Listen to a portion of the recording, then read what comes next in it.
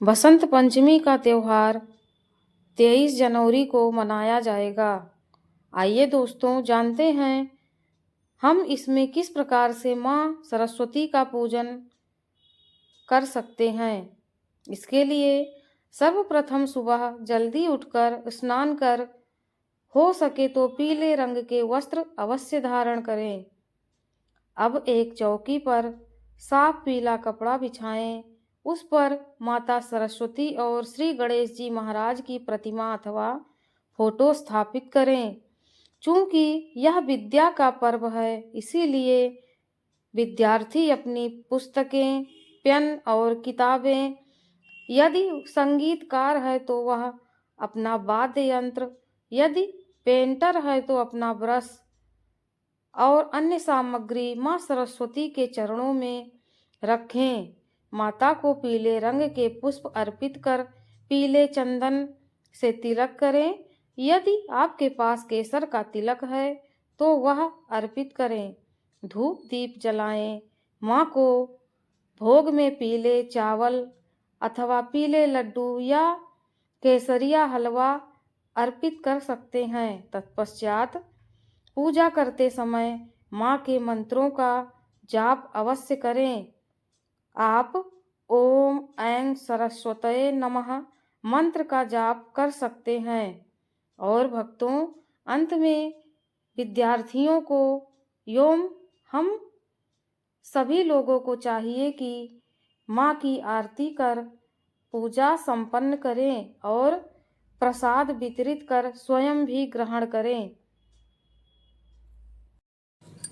प्राचीन समय में जब ब्रह्मा जी ने इस सृष्टि की रचना की तो उन्हें हर तरफ शांति तो दिखी, किंतु उन्हें बहुत सी कमियां और खालीपन महसूस हुआ, क्योंकि उन्होंने देखा कि चारों तरफ सन्नाटा है, ना कोई बोल रहा है, ना कोई गा रहा है, ना ही कोई कहीं से किसी तरह की आवाज कर रहा है। पूरी दुनिया बहुत ही चुपचाप और उदास सी लग रही थी। तब ब्रह्मा जी ने अपने कमंडल के जल से जल की कुछ बूंदों को एक जगह छिड़का, जिससे एक सुंदर देवी प्रकट हुई, जिनके हाथों में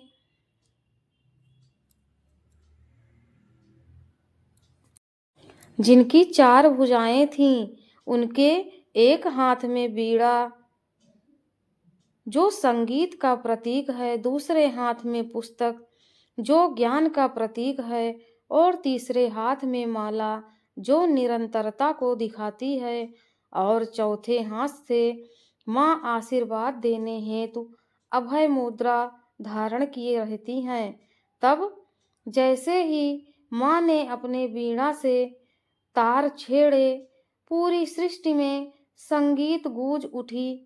चिड़िया चहकने लगी, हवा में संगीत बहने लगा, इंसानों को वाणी मिल गई।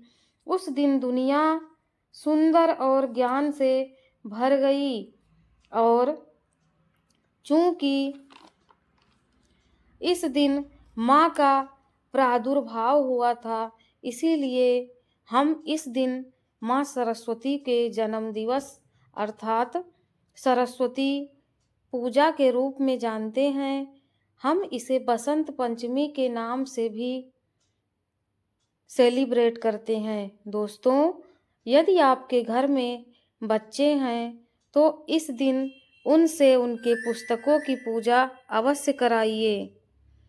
दोस्तों, यदि आपके घर में कोई छोटा बच्चा है तो उसके लिए बताई गई मेरी विद्यारंभन विधि को जरूर अपनाएं। इससे उसका दिमाग बहुत ही तीव्र और वह बहुत ही बुद्धिमान होगा।